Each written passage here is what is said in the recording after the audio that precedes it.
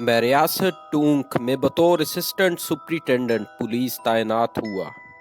रियासत टूंक के नवाब इस वक्त इब्राहिम अली खान साहब मरहूम थे, जिन्होंने एक बड़े तवील अरसे इस रियासत पर हुक्मरानी की। शहर टूंक में जब मुझे मकान की तलाश हुई तो मालूम हुआ कि साहबजादा यूनुस खान की मलकियती एक वसी 6 मंजिला मकान खाली है, मगर इस मकान में असेब का खलल है और गुज़िश्ता किराएदार को इस मकान से नीचे फेंक दिया गया था। अगरचे वो बच गया, ताहम शदीद चोटें आई। इस बिना पर अब कोई शख्स इस मकान में रिहाइश की जुर्रत ना करता था, क्योंकि मैं खुद आमल था और इस बिना पर मुझे जिन्नात वगैरह का डर ना था। लिहाजा मैंने इस मकान की दूसरी मंजिल में रिहाइश इख्तियार कर ली। मुझे बगैर किराए के बासानी ये मकान मिल गया। निचली मंजिल में मेरा अर्दली कांस्टेबल नजर मोहम्मद रहता था और घोड़ा भी बनता था। एलो अयाल इस वक्त साथ ना थे। चंद रोज के बाद ऐसा इत्तफाक हुआ कि मगरब के बाद मेरे सर में दर्द होने लगा। मैंने एक प्याली में तेल लिया और बाहर सैन में अपनी चारपाई के साथ रख दिया और अपने अर्दली नजर मोहम्मद खान को आवाज दी कि वो आकर मेरे सर में तेल की मालिश करे। मैं खुद चारपाई पर लेट गया। नजर मोहम्मद खान तो ना आया, मगर मैंने महसूस किया कि कोई औरत मेरे सरहाने बैठी हुई है और मेरे सर में तेल लगा रही है। चूड़ियों की झनकार से औरत की मौजूदगी जाहिर हुई। बड़ी देर तक ये औरत मेरे सर में तेल लगाती रही। फिर मैं यकबारगी उठकर बैठ गया और मुड़कर देखा वो औरत फौरन भागकर जीने पर चढ़ने लगी। मैंने कहा, देख लिया देख लिया। वो औरत जीना चढ़कर तीसरी मंजिल की छत पर चली गई। मैं समझ गया कि यही औरत इस मकान का सेब है। फिर कुछ रोज बाद ऐसा हुआ कि मैं तय बंद बांध कर नहाने के लिए गुसल खाने में दाखिल हुआ। मेरी आदत थी कि गर्मियों में भी कतरे गर्म पानी से नहाता था। गुसल खाने में जो पानी रखा हुआ था ज्यादा गर्म था। मैंने आवाज दी, नजर मोहम्मद ठंडा पानी दे जाओ। लेकिन नजर मोहम्मद खान अर्दली ने, जो निचली मंजिल पर रहता था, मेरी आवाज नहीं सुनी। इतने में गुसल खाने के दरवाजे के पर्दे के पीछे एक औरत का हाथ अंदर आया, जिसमें ठंडे पानी से भरा हुआ एक बड़ा लोटा था। मैंने ये लोटा ले लिया और हाथ पर्दे के पीछे वापस चला गया। मैंने लोटे का ठंडा पानी गर्म पानी के बर्तन में डाल दिया। चंद मिनट बाद पर्दे के पीछे से खाली हाथ गुसलखाने के अंदर आया, गोया खाली लोटा तलब कर रहा था। मैंने दानिस्ता लोटे को जरा फासले पर एक ताक में रख दिया था और जब हाथ गुसल खाने के अंदर आया तो मैंने कहा, लोटा नहीं मिलता। ये सुनते ही बाजू बढ़ता गया और ताक तक पहुंच गया और लोटा उठाकर हाथ वापस चला गया। फिर कुछ अरसे बाद ऐसा होने लगा कि जब मैं सुबह को कुरान शरीफ पढ़ता तो करीब ही एक औरत की आवाज खुशलहानी से कुरान शरीफ पढ़ने की आती थी। फिर कुछ रोज बाद ऐसा हुआ कि जब मैं कुरान शरीफ पढ़ता था तो करीब ही फर्श पर बैठी हुई वो औरत भी कुरान शरीफ पढ़ती हुई नजर आती थी। फिर चंद दिन बाद वो औरत मुझसे हम कलाम हुई और मेरे दरियाफ्त करने पर बयान किया कि मैं कौमे जन्नात में से हूँ। मेरा नाम बल्कीस है। मैं बेवा हूँ और इस मकान के तहखाने में मेरा मस्कन है। इसके बाद गा बगा जब मैं तन्हा होता था तो बल्कीस नामी जिन्नी आ जाती थी और मुझसे कुछ फासले पर बैठ जाती थी और बहुत मुहज़्ज़बाना और माकूल गुफ्तगू करती थी। वो देखने में तकरीबन 35 साल की मालूम होती थी। अच्छा खासा सुर्ख और सफ़ेद रंग था। सेहतमंद और कबूल सूरत थी। शक्ल से पठानी मालूम होती थी। आम औरतों के से कपड़े पहनती थी और दुपट्टे से सर और सीना ढका हुआ होता था। इसमें सिर्फ एक ही बात इंसानों से मुख्तलिफ थी और वो ये कि इसकी आंखों में इस कदर तेजी थी कि नजर इन पर ना ठहरती थी और इसको देखकर रोब तारी हो जाता था। अगरचे मैं आमल था और इबादत गुजार था, ताम इसकी मौजूदगी में मुश्किल से अपने ऊपर काबू रखता था और इससे मरूब रहता था। एक मर्तबा ऐसा इत्तफाक हुआ कि सिक्का पानी की मशक लेकर दूसरी मंजिल पर आया और इसने बल्कीस को देखा, जो तीसरी मंजिल पर खड़ी हुई थी। सिक्का ये देखकर बेहोश होकर गिर गया और इसकी मश्क फट गई। रफ्ता रफ्ता इस बात की शोहरत हो गई कि जिन्नी मेरे पास आती है और मुझसे हम कलाम होती है। नवाब इब्राहिम अली खान वाली टूंक کہ ایک ماموزاد بھائی عبد المجید خان تھے جو ان دنوں ٹونک میں ایکسائز کمشنر تھے۔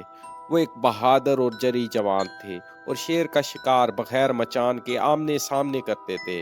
آخر میں ان کی موت اس طرح واقع ہوئی کہ شکار کے دوران میں ایک شیر نے ان کو ہلاک کر دیا۔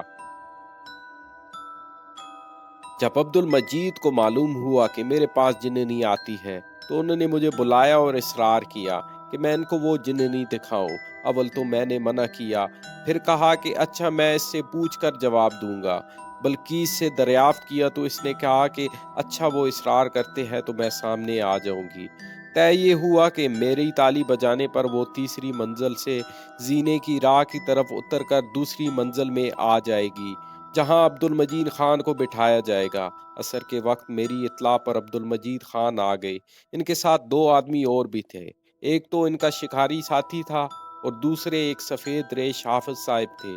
میں نے کہا کہ پہلے نماز سے فارغ ہو جائے۔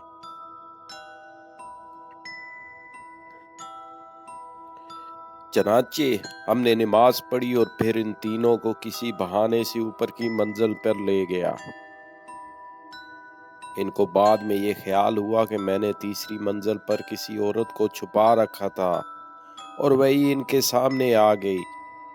تیسری منزل میں نے ان صاحبان کو دکھا دی۔ وہاں اس وقت کوئی بھی موجود نہ تھا۔ پھر ہم زینے سے اتر کر دوسری منزل کے سین میں آ کر بیٹھ گئے۔ میں نے طے شدہ ذریعہ اطلاع استعمال کیا، یعنی تالی بجائی۔ میری تالی بجاتے ہی بلقیس زینے سے اترنے لگی۔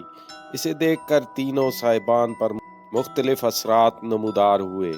حافظ صاحب نے بلقیس کو دیکھ کر اپنا سر جھکا لیا اور آنکھیں نیچی کر لی۔ عبد المجید خان کا جو شکاری ساتھی تھا اس کی آنکھیں بلقیس کو دیکھ رہی تھی، پھٹی کی پھٹی رہ گئی۔ سے زیادہ اثر عبد المجید خان پر ہوا۔ انہوں نے میرا گھٹنا پکڑ لیا اور بری طرح کانپنے لگے۔ میں نے یہ حال دیکھ کر بلقیس کو واپس جانے کا ہاتھ سے اشارہ کیا اور وہ زینے ہی پر ہی سے واپس چلی گئی۔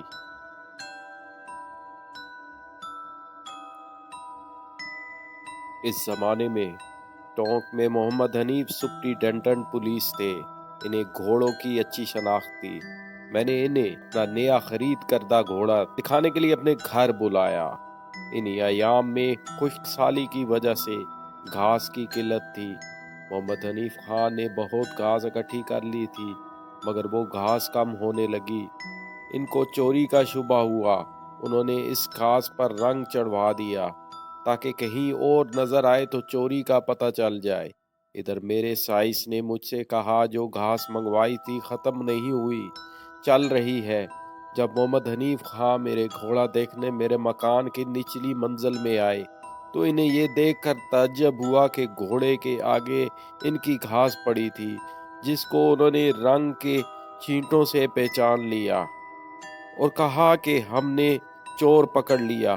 یہ گھاس کہاں سے آئی؟ میں نے کہا یہ تو میری اپنی گھاس ہے، آپ کے ہاں میری گھاس کیوں منگواتا؟ آپ کے ہاں سے میں گھاس کیوں منگواتا؟ بعد میں جب بلقیس جنی تنہائی میں میرے پاس آئی تو اس نے بتایا چونکہ محمد حنیف خان کے پاس مفت کی گھاس تھی اور گھاس کی قلت تھی لہٰذا اس نے گھاس میرے گھوڑے کے لیے منگوا لی تھی۔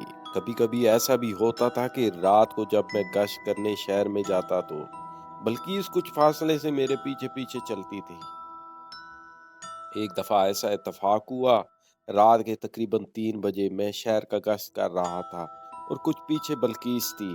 ایک چوک میں پولیس کا سپاہی ڈیوٹی پر کھڑا تھا اور اندھیرے میں سمجھا کہ میرے پیچھے میرے اردلی نظر محمد خان ہے۔ اس نے یہ سمجھ کر کہا خان ذرا بیڑی دینا اور آگے بڑھ کر بلقیس کا ہاتھ پکڑ لیا۔ ہاتھ پکڑتے ہی بے ہوش ہو کر گر گیا اور میں واپس گھر چلا آیا۔ اگلے روز تھانے میں اس سپاہی نے جو رپورٹ لکھوائی وہ یہ تھی: رات کے 3 بجے کے قریب میں ڈیوٹی پر کھڑا ہوا تھا کہ اسسٹنٹ سپرنٹینڈنٹ پولیس صاحب گشت کرتے ہوئے ادھر آ گئے۔ ان کو میں نے سلام کیا اور پھر مجھے ایسا معلوم ہوا کہ ان کے پیچھے ان کا اردلی نظر محمد خان ہے۔ اس سے آگے بڑھ کر میں نے بیڑی مانگی اور اس کا ہاتھ پکڑ لیا۔ پھر مجھے کوئی خبر نہ رہی۔ حتیٰ کہ علل صبح ایک سپاہی ادھر آیا اور اس نے مجھ کو تھانے پہنچایا۔ ایک دن اتفاق ہوا کہ صاحبزادہ یونس خان کا لڑکا گھبرایا ہوا میرے پاس دفتر میں آیا اور کہا کہ جلدی ہماری حویلی میں چلیے۔ میں پردہ گرا کر حویلی کے اندر گیا۔ میں نے دیکھا کہ برآمدے اور کمرے میں جگہ جگہ خون کے چھینٹے پڑے ہیں۔ مجھے خیال ہوا کہ کہیں صاحبزادے یونس خان کی بیگم نے کسی باندی کو مارتے مارتے ختم تو نہیں کر دیا۔ چنانچہ میں نے چارپائیوں اور چوکیوں کے نیچے بھی جھانک کر دیکھا، شاید ملازمہ کی لاش پڑی ہوئی ہو، مگر کچھ نہ تھا۔ خون کے چھینٹے نہ صرف فرش پر تھے بلکہ دیوار پر اور چھت پر بھی تھے۔ دریافت کرنے پر یہ معلوم ہوا کہ ایک آندھی سی آئی تھی۔ اس کے بعد دیکھا کہ سین میں جو انار کا درخت تھا وہ اکھڑا پڑا تھا اور جگہ جگہ خون کے چھینٹے پڑے تھے۔ میں کچھ نہ سمجھ سکا کہ ایسا کیوں ہوا۔ جب میں اپنے گھر واپس آیا تو بلقیس نے بتایا کہ جنوں کے دو گروہوں کے درمیان لڑائی ہوئی تھی اور اسی وجہ سے انار کا درخت اکھڑا تھا اور خون کے چھینٹے پڑے تھے۔